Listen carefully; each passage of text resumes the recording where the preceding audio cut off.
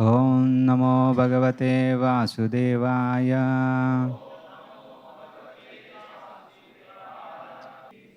Reading from Srimad Bhagavatam, 3rd Canto, 21st chapter, Conversations between Manu and Kardama. Text number 13. Rishiruvacha Jushtam Bhathadhya Kila Satvarashe Samsidhyamaknostava darshanannaha Yad darshanam janma viridhyam sadbihi Ashasate yogina rudha yogaha. Translation and purport by Bhaktivedanta Swami Srila Prabhupada ki.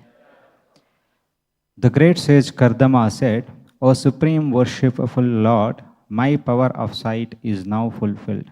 Having attained the greatest perfection of the sight of you, who are the reservoir of all existences, through many successive births of deep meditation, advanced yogis aspire to see your transcendental form. Purport. The Supreme Personality of Godhead is described here as the reservoir of all goodness and all pleasure. Unless one is situated in the mode of goodness, there is no real pleasure. When therefore one's body, mind and activities are situated in the service of the Lord, one is on the highest perfectional stage of goodness. Kardama Muni says, your Lordship is the reservoir of all that can be understood by the nomenclature of goodness. And by experiencing you face to face, eye to eye, the perfection of sight has now been attained. These statements are the pure devotional situation. For a devotee, the perfection of the senses is to engage in the service of the Lord. The sense of sight, when engaged in seeing the beauty of the Lord, is perfected. The power to hear, when engaged in hearing the glories of the Lord, is perfected. The power to taste, when one enjoys by eating prasada, is perfected. When all the senses engage in relationship with the personality of Godhead, one's perfection is technically called Bhakti Yoga, which entails detaching the senses from material indulge and attaching them to the service of the Lord. When one is freed from all designated conditional life and fully engages in the service of the Lord, one's service is called Bhakti Yoga. Kardama Muni admits that seeing the Lord personally in Bhakti Yoga is the perfection of sight. The exalted perfection of seeing the Lord is not exaggerated by Kardama Muni. He gives evidence that those who are actually elevated in yoga aspire in life after life to see this form of the personality of Godhead. He was not a fictitious yogi. Those who are actually on the advanced path aspire only to see the eternal form of the Lord. Thus ends the Bhaktivedanta purport. By his 10,000 years of meditation, could attain the darshan of the Lord. As we discussed last time, if it was simply an imaginary form, why struggle 10,000 years? Just close your eyes and, description of Lord Narayana is there, of Paramatma is there. That does not amount to the same experience as the Lord deciding to show himself to Kardama Muni. We can meditate, we can imagine in line with what the Shastra says, but still that won't amount to the Lord deciding to show himself transcendentally to our senses. So here Kardama Muni is experiencing the reservoir of all existences, the Supreme Lord, through his eyes. And he says, this is the perfection of my power of sight. In our conditional stage of life, when we are trapped in this body, or when you're trapped in this bodily concept of life, bodily concept of senses.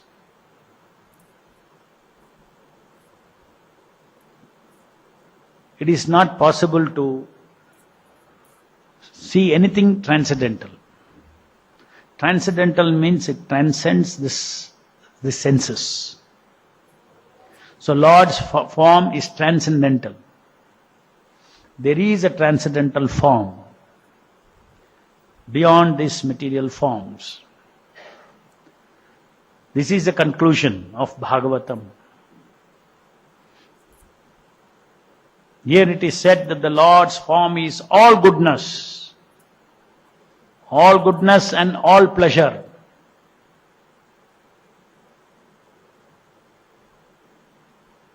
All goodness means all knowledge and pure existence. Eternal existence and eternal pure knowledge and full of pleasure. That is the form of the Lord, which we don't understand in this material world, because we don't see such a form. In fact, in this material world, the forms are actually created by a material energy. Whereas in the spiritual world, the form is of the vastu of Chit Vastu. It is of the internal potency of the Lord. The forms in this material world are reflections of those forms. Maya expertly creates out of matter these forms. The Panchabhuta, out of Panchabhuta, she creates these forms.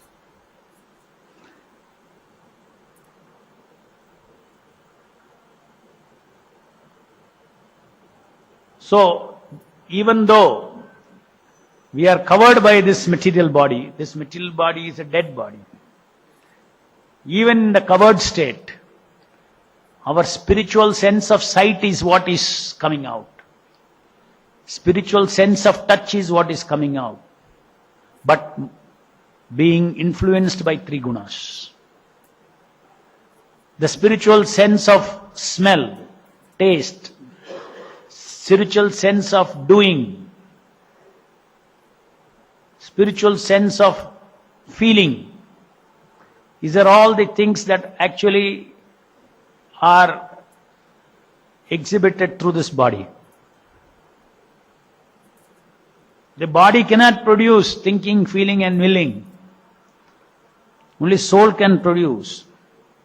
But the soul's thinking, feeling, willing is influenced by this body. The way in which it is influencing the thinking, feeling, willing is called three modes of material nature. The characteristic ways in which thinking, feeling and willing is influenced is the three modes of material. What is three modes of material nature? It is the three characteristic ways in which our thinking, feeling and willing is influenced. Our pure thinking, feeling and willing is in the mode of pure goodness, that is influenced by the three modes of material nature, which we, in the Bhagavad Gita in the 18th chapter also we see what kind of a worker in a mode of, how does he look at work or activity. The person who is in mode of goodness, how does he look at it? Mode of passion, how does he look at it? Mode of ignorance, how does he look at it? The soul's determination. These are all qualities. Determination is a quality of the soul, not of the body. But it is influenced by, in a particular way, for one who is in the mode of goodness, in another way for one who is in the mode of passion, for another way for those who are in the mode of ignorance. Three types of understandings. That also again, according to the way in which the material energy is acting upon the soul, it results in a manifestation of certain qualities which modify our original pure determination to serve Krishna, our original pure understanding that I am servant of Krishna, In this way, every aspect of life is influenced by the three modes of material nature.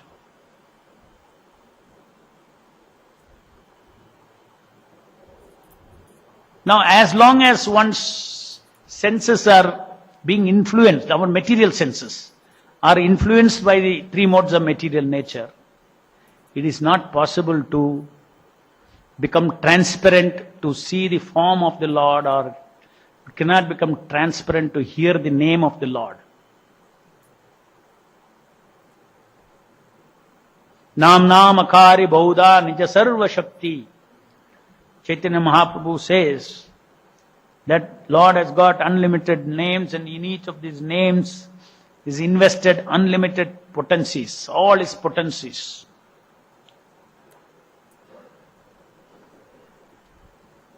We see the deity form, we chant Hare Krishna, but we cannot experience the transcendental sight or the transcendental hearing unless our senses, bodily senses, which are over these transcendental senses, they are spiritualized. Now here Kardama Muni, by his meditation, purification, if you follow the Ashtanga Yoga, all the 8 limbs, starting from lifestyle, yama, niyama, do's and don'ts, then asanas, then pranayama, then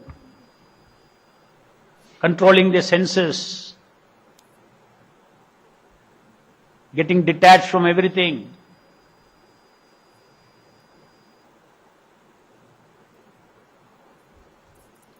Dhyana, meditation, then samadhi. So these 8 stages are dharana, and one more. What is that? Pratyahara. Pratyahara and dharana. So 8 stages, if you see, the effect of all those 8 stages, that's what we are also preaching in Bhakti Yoga. Ultimately, all this effect we have to get. But our process is what? Rishikeranam Rishikesha Sevanam Bhakti Ruchyate Sarvopadi Vinirmuktam Tat Paratvena Nirmalam. We become detached from this material concept of life, bodily concept of life, and come to the servant concept of life, Krishna's servant concept of life. Then there is a direct process by which purification happens. Why? When we engage in the transcendental service of the Lord, even though our senses are covered, the devotion service to the Lord who is incarnated, either as a holy name or as the deity or as the Vaishnava, you do service, you get actually, you come existentially in touch with the spiritual energy. This is the point. Even when we are chanting, when our senses are all full of material desires, but still if we hear and chant, then we are coming in touch with the pure existence. We may not be able to experience it. We can say existentially we are in touch with the holy name, but experientially we are not in touch with the holy name. Experientially we cannot be in touch unless experience of transcendental form, transcendental name has to be by transcendental senses. So we do have transcendental senses. When transcendental senses are awakened, then one sees the transcendental beauty of the Lord. One sees the transcendental beauty of the Lord. It is nothing compared to any experience of seeing that we have. We experience so many beautiful things, seeing so many beautiful things. The scriptures describe that when the transcendental form is seen, that's the perfection of eyes. It's so beautiful the Lord is. Whatever the form of the Lord may be, beauty is a transcendental concept. Whether the Lord is in Matsya Avatara, Kurma Avatara, in whatever Avatara he may be, all When you have darshan of the Lord, one sees transcendental beauty.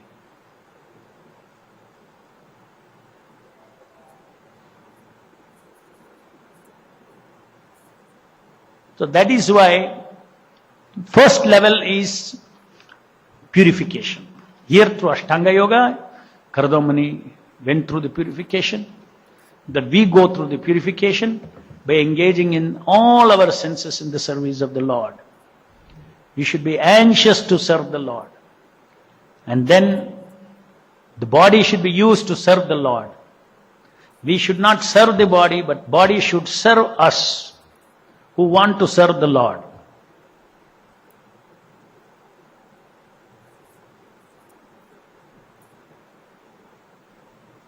All this requires transcendental Shakti or spiritual strength is required. Philosophy is not sufficient. Simply knowing is not sufficient. We have to be that. Devotion service means it's a being in that state. It's not simply thinking, it's a being. If you have to be in that state, we need spiritual existential energy or Sat. You have to come in touch with Sat. That is the entire secret of spiritual advancement. How much you associate with Sat, who has incarnated, very intelligent person understands that the Lord has incarnated mercifully for my sake, for the sake of conditioned souls who are trapped in this bodily senses. And the prescription is that use this very same bodily sense. You can't do anything. If I am saying I am in the bodily concept of life, it's a fact. I am in bodily concept of life and I am the body. My sense of being is that I am the body. That's what I feel. What can I do? Yes, be in that. In that, whatever being state you are, your sense, your soul's sense of seeing, sense of touching, sense of smelling is all peeping out.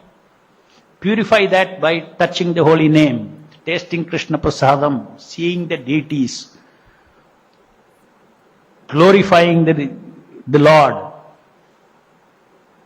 working for the deities, working for the holy name, tasting Krishna Prasadam. Everywhere one should have faith that this prasadam may look like ordinary food. But there is a transcendental. It is actually transcendental. It is simultaneously the energy that ordinary people see as matter, and it is completely transcendental. So according to your faith you see.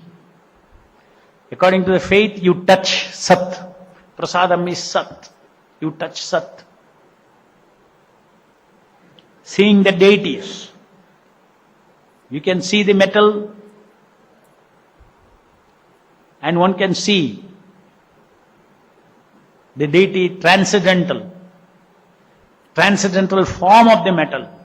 The very same metal. Not that the pure devotee does not see metal. But he sees that the Lord being absolute, there is no difference. In any form that he takes, he can become anything. He can become the ordinary food that you give, he can become prasadam. He can become the deity. He can become the vibration that you and me vibrate with our material tongue. That very vibration he becomes, so that your soul can touch.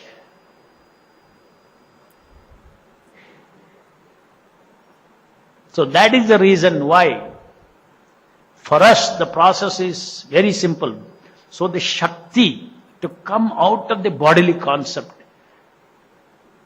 We, unlike the Mayavadis who struggle a lot in the Jnanic platform, I am not this body, I am not this body, I am no.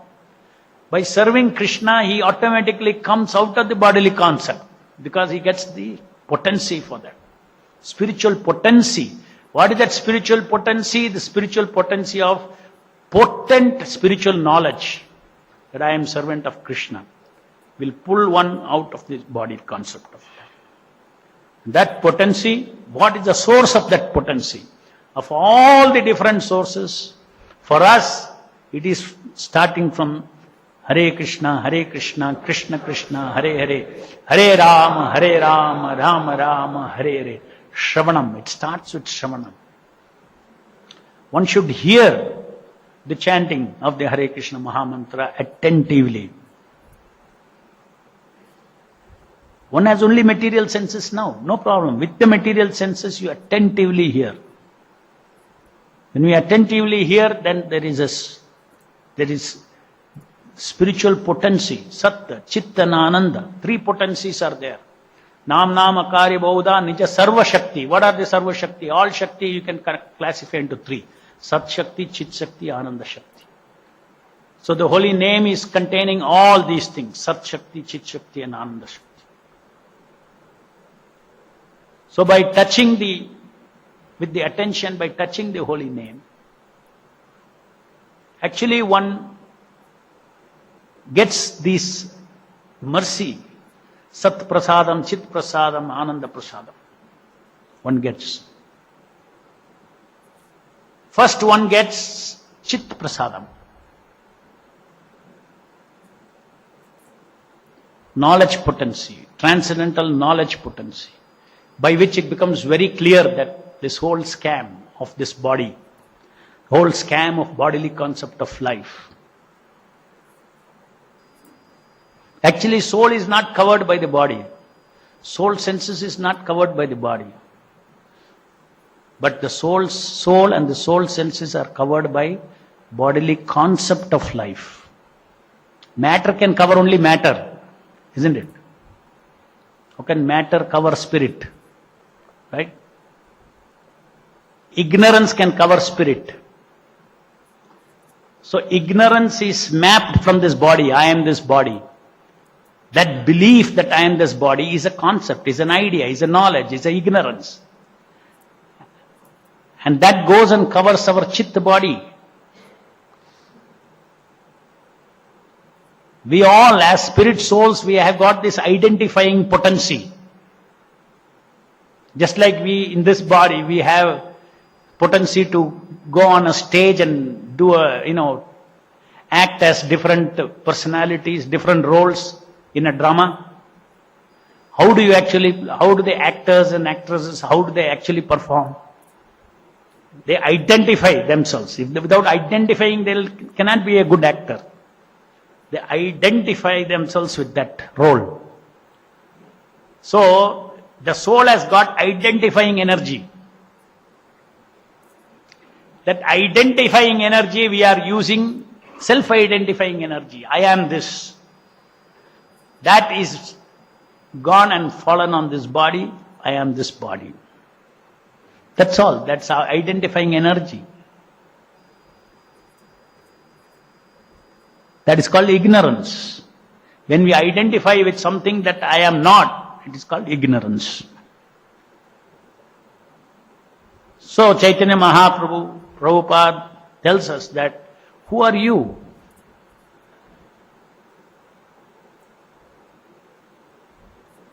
Jivera Surupohai Nitya Krishna Dasa. You're eternal servant of Krishna. Now, who are you? Further details cannot be given now. Why? First, you need to understand your occupational definition. Who am I occupationally? Which is a very big factor. So first we need occupational realization that I am servant of Krishna. And that is what is being practiced here in Bhakti Yoga. I am servant of Krishna. And then our Surupa, our other aspects of ourself. We all have form, we have senses, we have spiritual senses, everything. We have a relationship with Krishna. Those things come only after we purify ourselves through our occupational potency, as Prabhupada says here. Only when one becomes completely engaged in transcendental service of the Lord, when all the senses engage in relationship with the Supreme Personality of Godhead, one's perfection is technically called Bhakti Yoga, which entails detaching the senses from material intelligence, attaching them to the service of the Lord. This includes the mind. Mind has got so many different mental speculations, so many ideas which are not as per Shastra. To give up that is very difficult.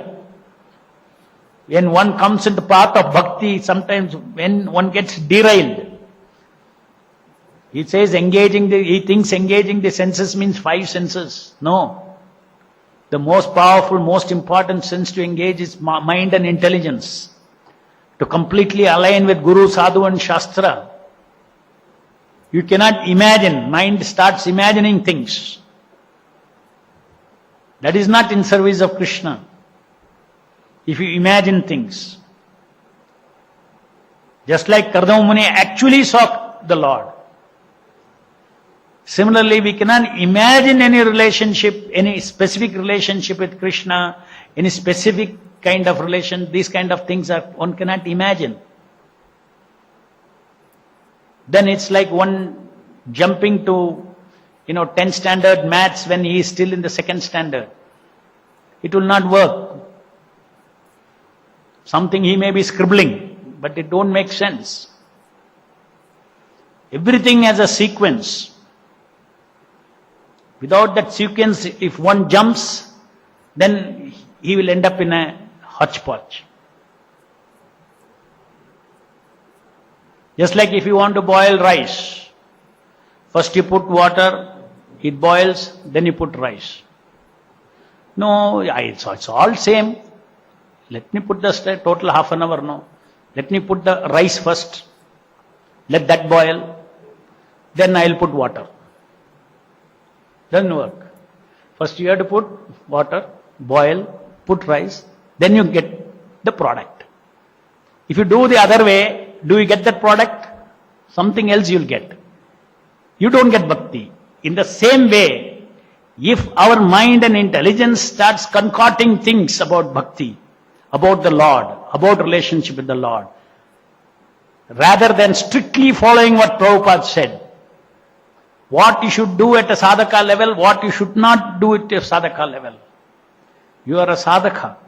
You are a practitioner. One cannot imagine all kinds of relationship with Krishna. Then one is already derailed. That is why in bhakti, it's like a razor's edge. It has to be strictly followed according to what the Guru says. Otherwise you get derailed. You don't get the product. This is a science. Just like that is a science. First put water, then put rice. Then you'll get a cooked rice. You can eat. If you want real bhakti rasa, it has to be in line with the process that is given by Guru, Sadhu and Shastra. It cannot be our own concoction. Any questions?